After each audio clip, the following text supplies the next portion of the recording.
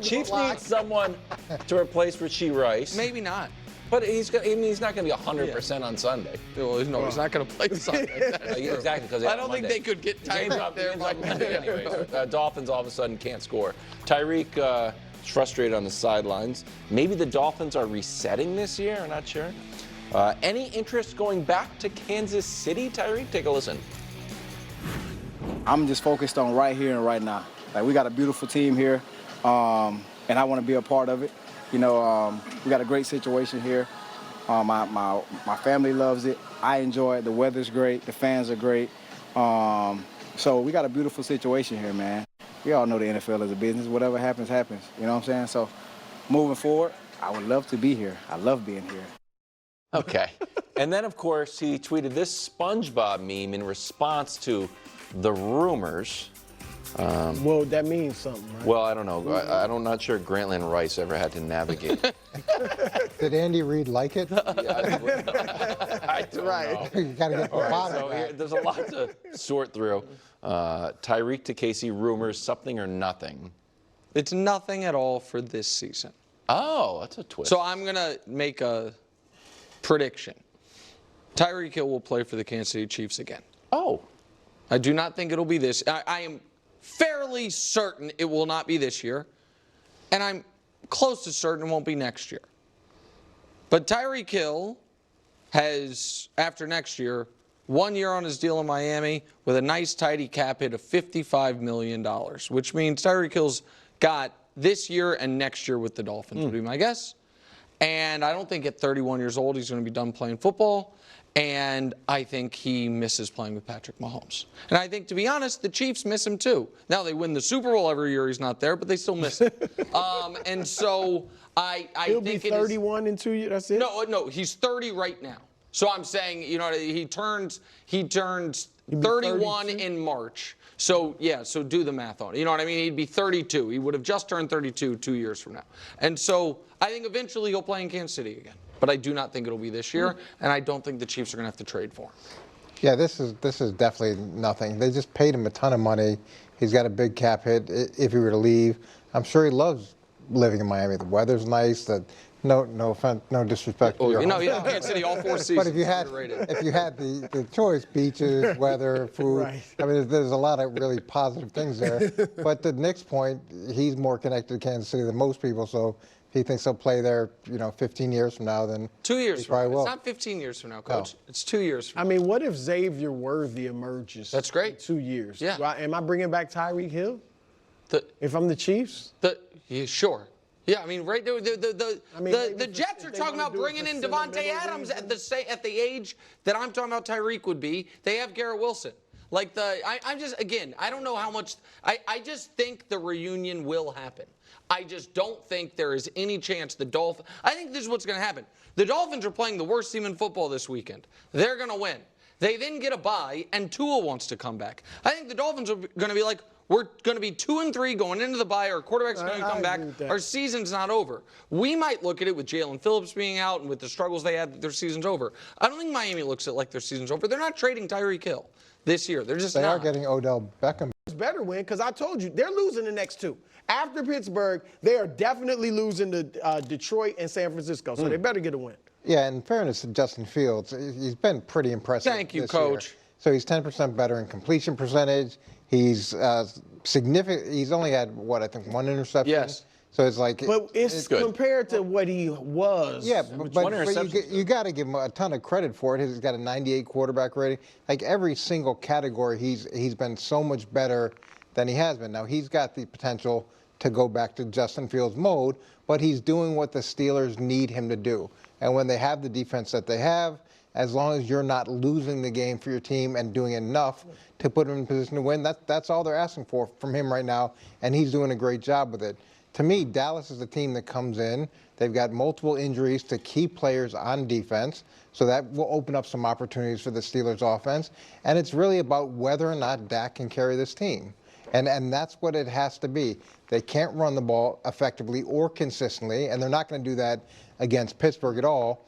The question that really gets answered this weekend is, can Dak be the guy that they're hoping he can be and that they paid him to be because that's really their only chance throughout, not this game, but the rest of the season. We don't score these types of segments, but if we did, 3 points, Coach. 3 points. Yeah, I mean, listen, it is. If Just the 'cause he question supported is, Nick's cow. the question is, can Dak and CD get this done essentially by themselves? And if they can, you have to respect it.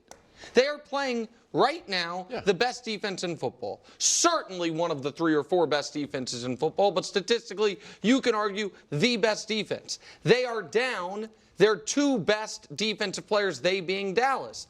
You know going into the game what Dallas can't do, and you know what they're going to try to do, so that means they are going to Pittsburgh spending the whole week saying, stop CeeDee Lamb from killing us and we win the game. If Dak and the Cowboys are able to overcome that, if Mike McCarthy can get his team ready better than Mike Tomlin, you have to respect it. But I respect it, and it'll be a good win. Will it move them from the common tier? No. Would it for you? Listen, I think at some point, like, we can't just say the Steelers aren't good. No, they're good. And They're okay. They're fine. and so when going to Pittsburgh, when you are way undermanned as far as your blue chip talent, and winning the game is impressive. It would be impressive. So I'm not saying. With everybody also knowing that you really only have one pitch. Yeah, that's what I'm saying. It would be a good win, but you asked, would it allay my concerns? Yeah. Like, I don't think they move into being a NFC contender if they beat the. I mean, I they think still can win. That division's up for grabs. But So, I'll tell you afterwards. Okay. Gabe Goodwin playing basketball. okay, all right. Ravens are favorite in Cincinnati Sunday at 1. Shout out, Gabe. Joe Burrow looking to keep his winning streak alive after digging out of the basement last week with a win in Carolina. Congrats on that. Here's Joe Burrow.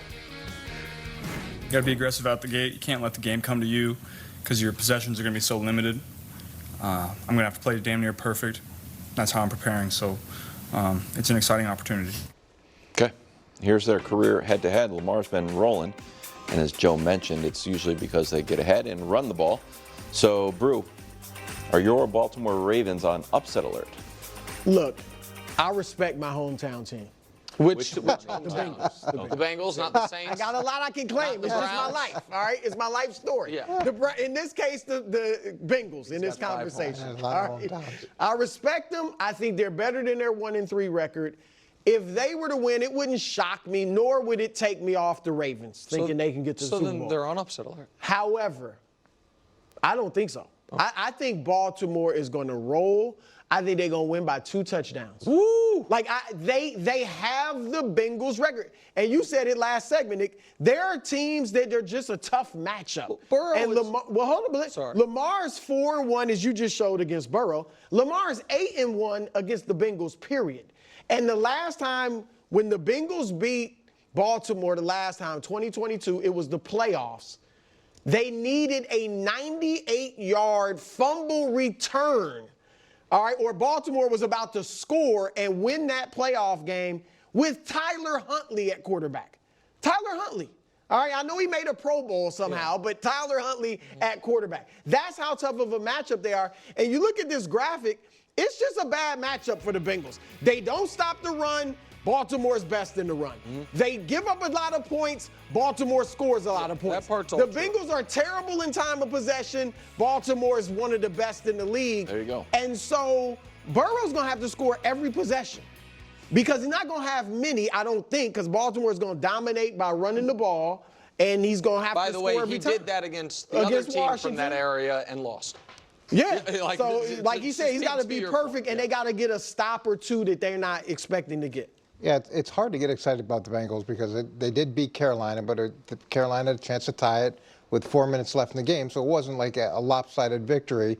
But when you look at Baltimore, they're only 1 game ahead of Cincinnati, so it's not like it's just crazy. And I understand the games were closer than what Cincinnati's had. I think the real edge that Cincinnati has going into this game is the big 3 are healthy, right? T. Higgins isn't on the injury report. Jamar Chase isn't on the injury report. Joe Burrow. Everybody's healthy, and this is really the first time that that's happened throughout the course of the season. So their ability to throw the ball I think is going to be so much better than what we've seen. And we saw Jamar Chase come alive, and the Ravens have struggled.